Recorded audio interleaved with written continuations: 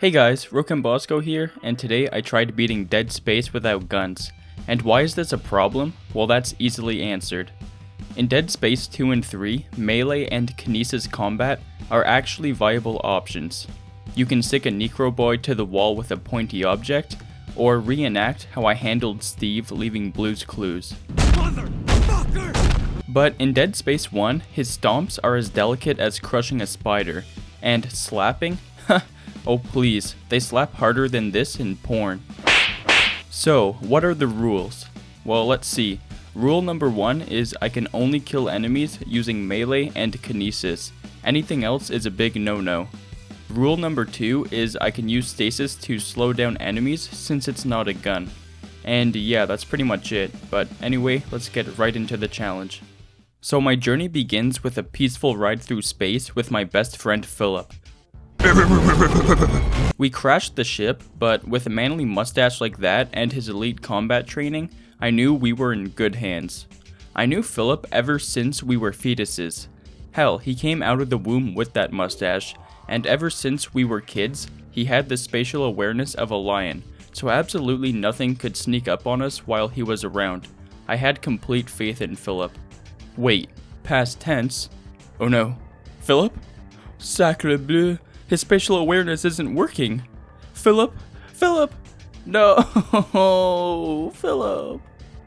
I got my hands on a plasma cutter, and now I could avenge Philip and beat some reincarnated meat. So when I opened that door and the little necrofuck reared its ugly little head seeking out another victim, I started spamming my right trigger as fast as I could.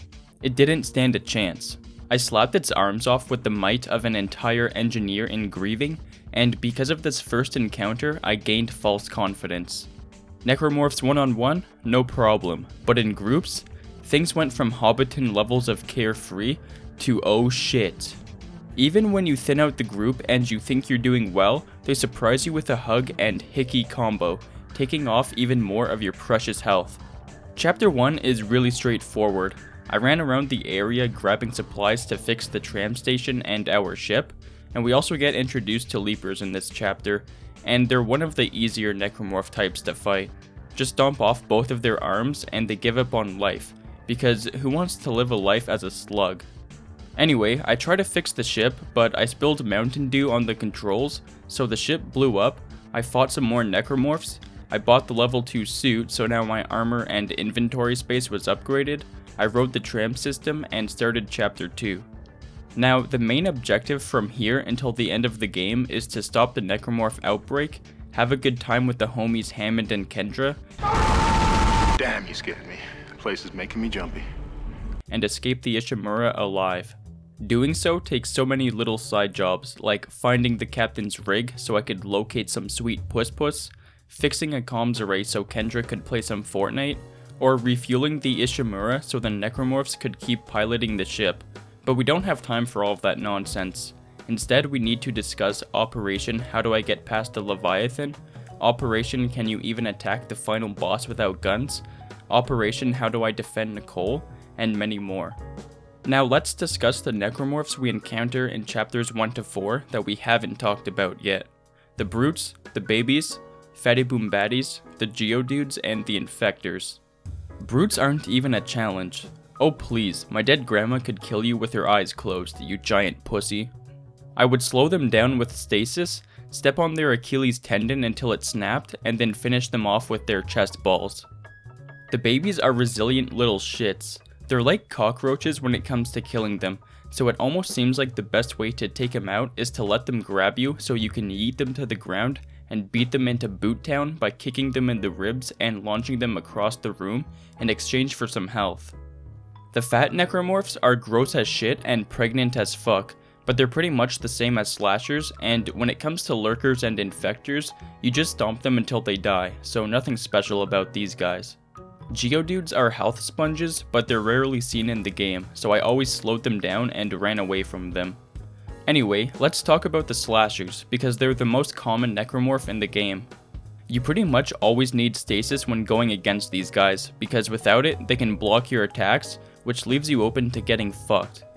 Because of this, I was always buying stasis packs and health, so I put all of my power nodes into stasis before anything else in the challenge, and fully upgraded it by chapter 4. Anyway, I was making good progress through the challenge up until this point. There isn't anything special happening in the first 2 chapters, but this room right here, the decontamination room in chapter 3, was the calm before the shitstorm. I refueled the ship, I think, and on my way back I got grabbed by the Mobiest of dicks. No man wants to die by getting dragged into a dark dickhole. I wouldn't wish this upon my worst enemy, so I had no choice but to grab my plasma cutter, shoot it in what I could only assume to be its piss-filled bladder, and accept the first fail like a man. Later, I was having a nice little chat with my boy Hammond, and he wanted to be my new best friend, but I had to decline.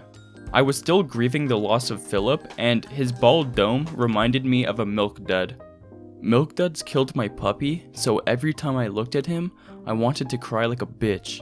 In his anger, he tried to scare me by telling me he saw something big on the bridge. It was big. Really big. Something big? Oh god, it could have been any number of things. The windows, the elevator, my bulging biceps, or even my dead grandma standing over the corpse of a little brute. But no, it was the questionable fail number 2. I had to save every man, woman, and necromorph on board from total annihilation. If you know me, then you would know I only like to consider a challenge a fail when I have to kill an enemy and not an inanimate object, such as the asteroids, so you guys can decide whether this is a fail or not, since I'm technically using a gun. But anyways, I get strangled by a head, I killed some more necromorphs, and I beat chapter 4. Chapters 5 to 8 are where most problems present themselves in the challenge. In chapter 5, I had to run around mixing the ingredients to kill the Leviathan in chapter 6, but the whole time I'm being chased by the Regenerator, aka the Invincible necromorph, and it's also where I get introduced to necromorphs who don't have butts, the Guardians. Guardians are the necromorphs' attempt at impressing Isaac and showing their artistic side by turning their comrades into bad pieces of modern art. So bad in fact, that if you get too close to it, you'll get decapitated so your eyes don't burst into flames. If you try to use melee, it works, but then you die as soon as you stop, so I always had to use kinesis to get past these guys. But not everything is effective at dealing damage, so the hardest part was finding the right thing to use as a weapon, and the next hardest part was dealing damage while avoiding taking it from the fetus turrets. But there was explosive canisters to use on both of the Guardians in this chapter, so they were a piece of cake. When dealing with the Regenerator, I froze him with stasis and took out his toes so he was less mobile. I had to kill everyone in this room to proceed. It was a little tricky and I ended up using all of my stasis on these guys, which made things tough moving forward. When I escaped that madness, I mixed the solution once more and I ignored every necromorph from here until the freezer room. This part was too easy. All I did was freeze him immediately, I froze him again, and I jumped on the tram station. By the way, if you guys are enjoying the video, consider leaving a like, a comment, and subscribing. I came to the food storage deck so I could purify the air and kill the Leviathan, and this is where we meet Mr. Social Anxiety. This level had sections that were chock full of enemies, but nothing a little stasis and explosives won't solve, and the two hardest parts were fighting the Wall Guardian and fighting the Leviathan. I fought the Wall Guardian for 30 minutes and it seemed like he would never die. That is, until I grabbed this box. I don't know why, but every tentacle got destroyed in 2 hits with this box when it's invincible to the other boxes. The mouth breathers were a piece of cake to deal with, but this one was a little shit, but I just threw box pieces at him until it died. And Mr. Social Anxieties were pretty annoying too. They're drawn to my introverted charisma, so I had to keep them at bay, or else their anxiety would consume them when they got too close to me, and they decide death is better than feeling anxious. Annoying as these guys are, they really helped me with taking out crowds. And that's when I had to fight the Leviathan. Right off the bat I was expecting a fail. Oh, but wait. What's this up my metaphorical little sleevey hole? That's right, explosive canisters. Within a minute I used up each one and the tentacles were still standing, so I had no choice but to not fail. That's right, because this piece of metal right here cuts through those tentacles like something sharp cutting through tentacles. So I destroyed the 3 tentacles and now I had to fight the butthole.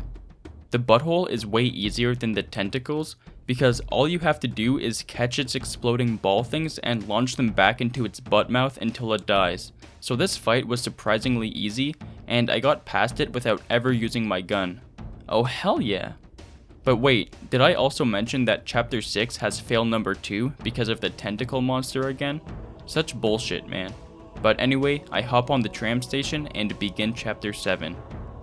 In this chapter, I had to put a beacon on an asteroid to get some help up in her. And there's 2 problems in this chapter: defending Nicole and releasing the asteroid. To get to Nicole, I took a lift across a booby-trapped elevator ride, but surprisingly, I dodged every projectile they launched at me. Nicole wanted me to defend her while she read some manga online. I tried to warn her that it was badly translated and it would attract the attention of nearby weebs, but it was too late. They were already here. At first it seemed impossible. Slashers were slashing her, and lurkers were lurking her, but I was lucky enough to have a whole ass stockpile of explosive canisters in the other room, so I brought them all here and defended the shit out of her. She said I was such a nice guy, so she left me there all alone with my blue balls. I grabbed the component and made my way to the asteroid. I also had to destroy these spinny things with my gun, since kinesis can't get the job done. Again, it's not an enemy, so you guys decide if it's a fail or not. I placed the beacon on the asteroid, I released the asteroid, some monsters got stuck in a room with a slap attack maniac, and I beat the 7th chapter. As short as this chapter is, it's full of new things and bullshit. I came here to fix the comms array, but my path was heavily fortified by fat fucking guardians. I had to find something to throw at these assholes, so I told them not to go anywhere. I went back down the elevator, I grabbed a fan blade, and I threw it non-stop at their diabetes until they died. But immediately after that bullshit, I entered the hallway, and the hall monitor caught me. It was a crime to be alive, so Mr. Anorexia came after me, but it's super easy to either avoid him completely or to kill him. No new strategies here, just stomp him and then stomp his limbs. I fixed the comms array, but now I had to exterminate a creature that wasn't of this world. A ghost? Sadly, no. I had to kill big tentacle monster number 2 with a turret once again. And once again, I'm not sure if this is a fail or not, but whatever it is, I couldn't skip this part, so I shot every last tentacle. The military comes to help us, but they've been hijacked by necromorph space pirates, so they crash into our ship. Milk Dud tells us about a broken ship he found on another deck, and the ship that crashed into us has the spare part that we need. So I hop on the tram, I make my way to the ship, and I beat the chapter. In chapter 9, we meet the Twitcher necromorphs. Not only does stasis sometimes fail to work on them, resulting in me getting stabbed, but they're also tougher than standard slashers. Because of their large amounts of health and their 50-50 chance to get frozen with stasis, I ran out of stasis packs right off the bat, so when I had to fight in the soldiers' barracks, I had a pretty rough go of things. If it wasn't for this gravity panel killing off some of the necromorphs, I probably would have died. But anyway, I used the laser surgery to lose some weight, I found the singularity core, and now I had to reunite with Hammond. You know, maybe I was too hard on Hammond. He was a brave man, he boosted morale, and he was actually starting to remind me of Caillou. But oh no, past tense. He's stuck on the other side of the glass, so the doctor decided to give him emergency strength enhancement surgery, free of charge, and now he was strong enough to break through the glass. I thanked the doctor by ending his piece of shit life. I felt like garbage because I forgot to check on Hammond, and I beat the chapter. In chapter 10, I had to run around looking for 3 navigation cards for the ship to work properly. The first one was guarded by some Mr. Anorexias who I avoided, and on my way to the second one, there was another guardian. And on my way to the 3rd nav card, I got grabbed by the 3rd and final tentacle dick monster in the game. And as usual, I couldn't avoid it, so I had to use my plasma cutter to kill it. I knew all too well when I grabbed the final nav card, the regenerator would reappear. For this whole part when he's chasing me, I used stasis to slow him and the other necromorphs in the area down, rather than fighting everything. But when I got to the ship, I finally had the chance to kill the regenerator. He's super easy, all you have to do is slow him down again, and burn him unalive, and when you do that, all the other necromorphs take a hike. A lame scientist takes the ship down to the hangar. I make my way back to the tram. Nope. I jump on and I beat the chapter. In chapter 11, I had to transport the marker to the space shuttle. The first room that's packed with necromorphs is straightforward, since I could stand here and they all come to me. Once I finished everyone off, I finished moving the marker and I played hide and seek with a bunch of babies on the ceiling. They really enjoy hiding under my foot, so I crushed them all. I loaded the marker onto the shuttle and then I encounter another guardian, but I just grabbed a fan blade from the previous room and flung it at him until he died, so he was annoying but not a problem. Kendra stole the ship like some ship-stealing bitch. I pressed the emergency recall button. She uses an escape pod. Nicole and I board the shuttle, and that brings us to the last chapter in the game. This fucking chapter, man. I start off by bullying a Mr. Anorexia here like I always do. I cried for about 20 minutes after pushing him down here because he'll be all alone forever until the piece of the planet crashes down and kills him. But that's not the only time I cried in this level. There was this fight, which is probably one of the hardest fights in the game due to the countless necromorphs coming at me, but I got past it without dying at all. The Mr. Social Anxieties were especially helpful here with killing the crowds, and after this fight there's 2 wall guardians that I have to kill. At first I thought there was nothing to throw at them, so I loaded the game, I fought all these necro boys again, and this time I brought fan blades with me, but they despawned as soon as the shutters shut it up. I started crying my bitch ass eyes out when I realized I would have to fail by shooting these bastards. But buried beneath the corpses there's a fan blade and 2 other metal objects that can kill the guardians. Despite this and my newfound tears of joy, it still took me 40 fucking minutes to kill them both, but eventually I did it, boys. Every time I play Dead Space I struggle on this next part, so I brought 9 stasis packs, 5 large health packs, and some goddamn lumbago. I grabbed the marker and I pushed it some more, and I kept pushing it, and I got past this part without so much as a scratch, which was very unexpected. Kendra shows up and steals the marker back like a marker stealing bitch, and now was the final fight. Kendra falls apart like a Lego character, and guess what? This is the final fail of the challenge. I tried my very best, but the only thing to throw are explosive canisters, and they can't even destroy 1 phase ball. So there was only one thing left to do. Go to the store, buy a pulse rifle, buy 50 power nodes, buy a few rounds of ammunition, drop all health because health is for pussies, and now confront the boss. Shoot it again, shoot it once more, taunt it for a few seconds, get crushed for a second, and escape the planet. Goodbye, my love. My Mr. Anorexia. No! So was I able to beat Dead Space without guns? Hell no. I had to use guns to destroy asteroids, the tentacle monsters, and the final boss. So this challenge is 100% impossible.